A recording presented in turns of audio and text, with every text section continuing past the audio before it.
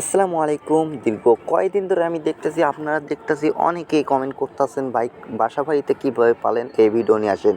Guys দেখতে পাচ্ছেন আমি কিন্তু বাসা বাড়িতে পালানোর ভিডিও নিয়ে চলে এসেছি। দেখতে পাচ্ছেন আমি কিন্তু পিঞ্জিরায় কিন্তু এই টাইগার মুরগিটা পালন করি।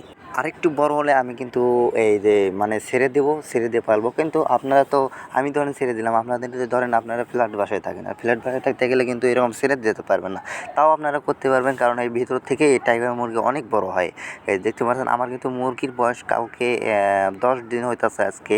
আমি কিন্তু 10 দিন আগে কিন্তু মুরগিটা কিনেছিলাম, মাশাআল্লাহ অনেক বড় হয়ে গেছে। দেখতে পাচ্ছেন আমার অনেক ওড়াউড়ি করতেছে, হাঁটাহাঁটি করতেছে। আর আপনারা মন্তব্য করবেন কীরকম ভিডিও আপনারা চান, আর প্লাস কয় মিনিটের ভিডিও চান সব কিছু আমাদেরকে কমেন্টে বলে দেবেন। এরকম কমেন্টে থাকবেন।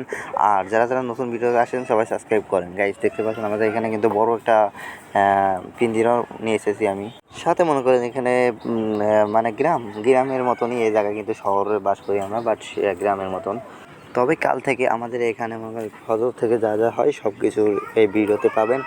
আর আমি মুরগিতে কী কী খাওয়াই সব কালকে বলে দেবো।